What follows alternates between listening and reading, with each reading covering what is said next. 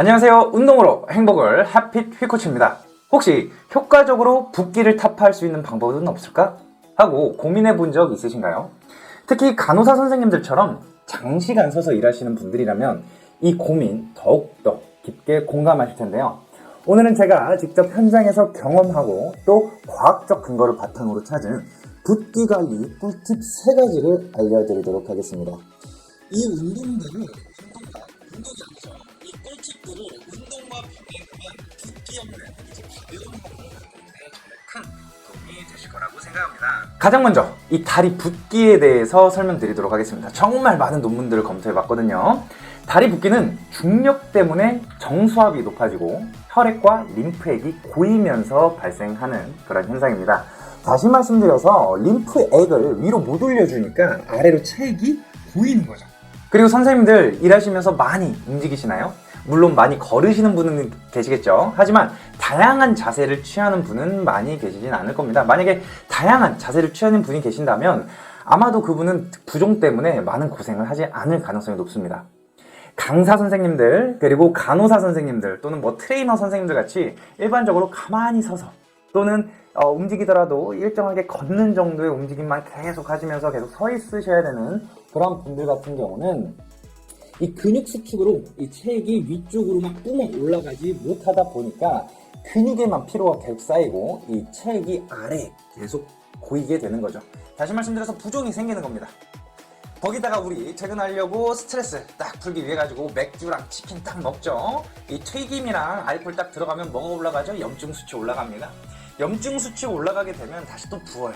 그럼 아침에 이제 벌에 쏘인 강아지처럼 땡땡 부어가지고 일어나가지고 이 상태로 또 이제 일하러 가죠. 그러면 다시 또 가만히 서 있으니까 다시 또 이 붓기는 아래로 계속 내려오고 저녁에 또 스트레스 받으니까 맥주 한 잔 쫙 먹으면서 그렇게 진행을 하는데, 그러면 이 악순환에 계속해서 이제 악순환이 반복되게 되는 것이죠. 이때 우리가 사용할 수 있는 방법이 압박 스타킹입니다. 물론 치킨이랑 맥주는 적게 드시는 게 좋아요. 이때 우리가 사용할 수 있는 게 압박 스타킹인데 이 컴프레션 밴드라고도 이야기를 하죠. 자, 첫 번째 꿀팁 나갔습니다, 선생님들. 자, 압박 스타킹은 다리 외부에서 일정한 압력을 가해가지고 정수압의 균형을 잡아주는 역할을 합니다. 다시 말씀드려서 림프액이 이 아래로 이제 축축 처진 그 체액들이 위쪽으로 올라갈 수 있게끔 아래에서 이렇게 힘을 발생시켜주는 그런 역할을 하게 되는 거죠. 그런데 압박 스타킹이라고 다 똑같은 효과가 있는 것은 아닙니다. 알고 계셨나요? 의료용 압박 스타킹과 일반 압박 스타킹이 달라요. 자, 의료용 압박 스타킹과 일반 압박 스타킹 차이에 대해 설명드리도록 할게요. 가장 큰 차이점은 바로 부위별 압박 강도에 있습니다. 발의 정맥은 심장에서 제일 멀리 떨어져 있습니다. 그렇기 때문에 발목으로 내려가면 내려갈수록 부종이 생기려고 하는 힘이 증가하게 되는 거죠. 심장에 내려온 혈액이 다시 심장으로 원활하게 돌아가려면 압력을 가장 많이 받는, 다시 말씀드려서 그 부종이 생기려고 하는 힘을 가장 많이 받는 발목에다가 강한 압력을 줘야 됩니다. 근데 이것이 의료용 압박 스타킹에는 존재하는데 일반 압박 스타킹에는 존재하지 않는 거죠. 거기다가 그 일반 압박 스타킹 같은 경우는 이제 조이는 정도가 같다 보니 발목과 같은 경우는 살짝 뜨고 좀 두꺼운 허벅지랑 종아리 같은 곳은 좀 더 타이트하죠. 다시 말씀드려서 이 붓기를 해결하기 위해서는 아래에서부터 쫙 이렇게 올려줘야 되는데 일반 압박 스타킹을 신어버리면 아래쪽에서 올리려고 하다가도 위쪽 종아리나 허벅지 쪽이 강하게 조여져 버리니까 위쪽으로 올라가기가 어려운 거죠. 그렇기 때문에 이 의료용 압박 스타킹을 착용해 주시는 걸 추천드립니다. 림프 부종 환자에게는 최대 60mm 머큐리, 이제 60mm 머큐리라는 단어를 사용했는데 mmHg, 이 압력의 어떤 그런 단위라고 생각해 주시면 좋을 것 같아요. 림프 부종 환자에게는 최대 60mm 머큐리까지 압박을 권장한다라는 이제 논문도 있었거든요. 근데 일반적으로 45 이상에서도 이제 충분한 효과가 있다라고 이야기를 하니까 처음부터 너무 강한 거를 사용하지 마시고 나에게 맞는 그렇게 이 적당한 압박 클래스를 선택해 주시는 것을 추천드립니다. 이 압박 클래스를 선택하는 것은 바로 여기요. 이 압박 압박 클래스를 선택하는 것은 제가 뒤쪽에서 살펴보도록 할게요. 자, 효과적인 착용 방법에 대해서 설명드리도록 하겠습니다. 일반적으로 나 붓기 뺄 거야 라고 다짐을 하시면 막 하루 종일 막 신으려고 노력을 하시는 경우가 있어요. 하지만 우리는 최대한 우리의 근본적인 기능을 향상시키는 게 가장 중요합니다. 그래서 될 수 있으면 스트레칭이랑 운동 먼저 진행을 해보고, 그럼에도 불구하고 안 되면 이 압박 스타킹을 착용하시는 걸 추천드려요. 증상이 약간 있는 경우에는 이제 퇴근 후 착용을 하면서 운동을 하는 식으로 이 붓기를 빼는 방법을 권장드리고요. 하지만 증상이 심한 경우에는 아침부터 저녁까지 이제 착용을 하시면서 일을 하시는 것을 추천드리겠습니다. 그리고 많은 분들이 나는 이 압박을 통해 가지고 이 부종을 빨리 해결하고 싶어 라고 생각을 하면서 진짜 하루 종일 잘 때까지 착용하는 경우가 있어요. 하지만 그렇게 하지 마시고 수면시보다 활동 때 이 착용을 하는 게 효과가 있으니 선생님들 잘 때까지 이렇게 끼지 마시고, 잘 때까지 끼는 거는 정말 심한 경우, 막 어디 수술을 하시거나 뭔가 문제가 있으신 분들은 이제 그렇게 하셔도 되는데, 일반 분들이라면 그렇게까지는 하지 마시고 그냥 일상생활 하면서 착용하는 정도가 맥시멈이다 라고 생각해 주시면 되겠습니다. 그러면 나에게 맞는 의료용 압박 스타킹을 어떻게 고를까요? 완전 실용적인 꿀팁이니 핫핏 구독하시고 동영상 저장하신 다음에 압박 스타킹 살 때 꼭 돌려보세요. 제대로 된 압박 효과를 보려면 몇 가지 중요한 체크리스트가 있습니다. 첫 번째, 의료용 기기 표시를 확인하는 겁니다.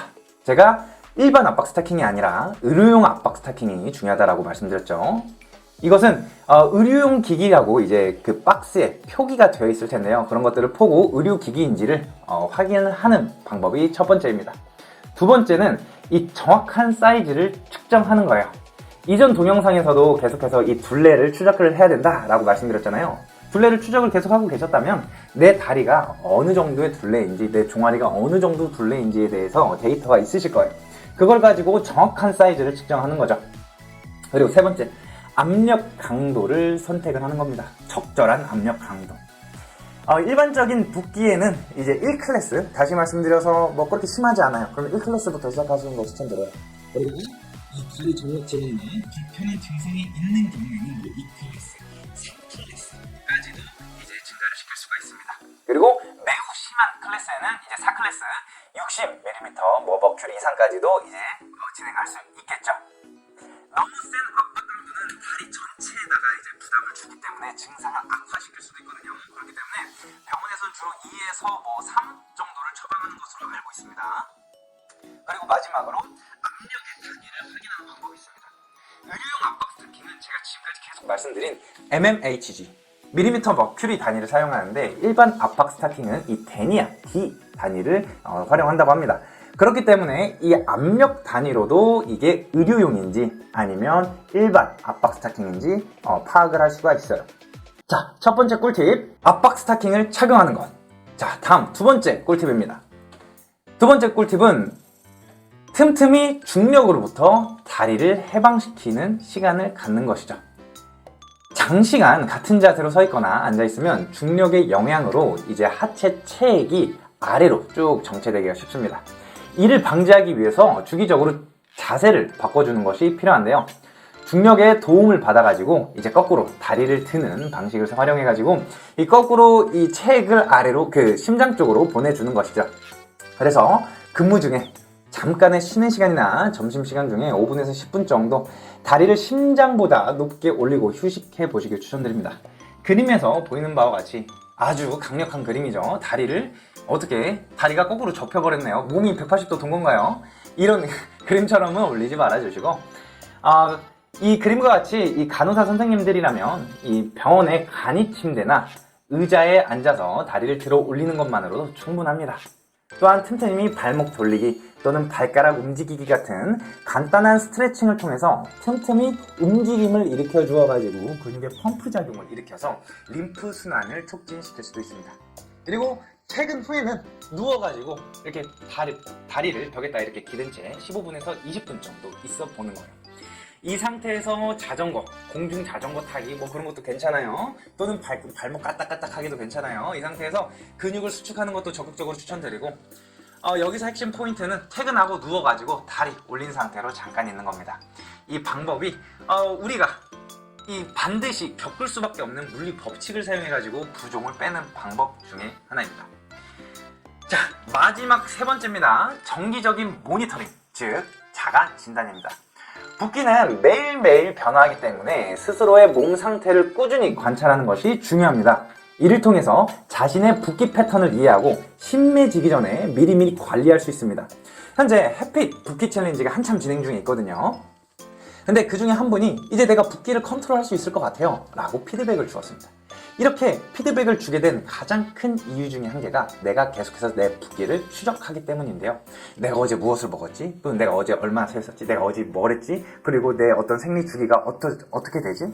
이런 것들을 계속해서 추적을 하면서 이때는 붓기가 증가하고 이때는 붓기가 감소하네. 그러면 다음에 이 붓기가 심해질 것 같은데 내 다리가 부을 것 같은데 그러면 오늘 좀 이런 것들을 좀 해볼까? 또는 오늘 치킨을 먹지 말아볼까? 또는 오늘 맥주를 먹지 말아볼까?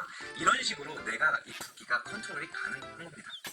자, 그래서 계속해서 이 추적을 해주시는 게 중요한데 추적을 하는 방법에 대해 이렇게 자세하게 설명드리도록 하겠습니다. 첫 번째, 손으로 눌러보는 겁니다. 정말 쉽죠? 아침에 일어났을 때와 퇴근 후에 정강이 쪽 부분을 손으로 꼭 눌러보세요.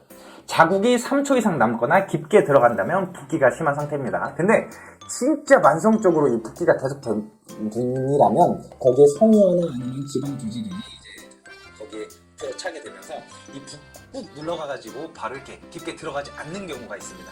그러한 경우에는 정말 면밀한 관리가 필요하니까 전문가를 찾아주시는 걸 추천드리고요. 이렇게 손으로 꾹 눌러가지고 이 자국이 남는지 안 남는지 그리고 얼마나 오랫동안 유지가 되는지를 통해서 우리는 붓기를 추적할 수 있습니다. 그리고 두 번째입니다. 두 번째는 둘레 재기입니다. 선생님들, 다리 둘레가 1cm만 증가해도 책이 3.6L가 축적된다라고 이야기를 해요. 그래서 이 다리 둘레를 재는 것만으로도 우리 몸에 얼마나 많은 책이 고여 있는지를 우리는 추적해 볼 수가 있습니다. 그래서 퇴근 후 종아리 둘레가 2cm 이상 늘었다면 적극적인 붓기 관리가 필요한 분이라고 이제 생각해 주시면 좋을 것 같습니다. 이러한 것들을 추적하기 위해서는 줄자를 이용해서 매 같은 시간이나 또는 같은 시간에 같은 부위의 둘레를 측정해 보는 것을 추천드립니다. 그리고 증상 일지를 작성하는 방법도 있어요. 정말 추천드리거든요. 붓기 정도, 통증 정도 또는 무거움의 증상을 1에서부터 10점 척도로 매일매일 기록해 보시는 걸 추천드립니다. 어떤 상황에서 붓기가 심해지지 또는 어떤 관리법이 효과적인지 이 패턴에 대해 파악해 볼 수 있기 때문입니다. 특히 붓기와 함께 한쪽 다리에 갑작스러운 통증 또는 발적 또는 열감이 있다면 심부정맥 혈전증 가능성이 있으니까 즉시 병원에 방문해 보시는 것을 추천드리겠습니다. 오래 서 있는 직업 특성상 다리 붓기 정말 피하기 어려운 직업병 중 하나이죠. 하지만 오늘 알려드린 이 꿀팁들을 꾸준히 실천하시면 붓기 없는 가벼운 하루를 보내실 수 있을 거라고 생각합니다. 피할 수 없다면 우리는 그거에 대해서 인정을 하고 어떻게 해야 될지 전략을 짜야 되는 것이죠. 다음 영상에서는 더 유익한 정보로 찾아뵙겠습니다. 햇빛, 좋아요와 구독 눌러주시고 우리 모두 운동으로 행복을 되찾아봐요.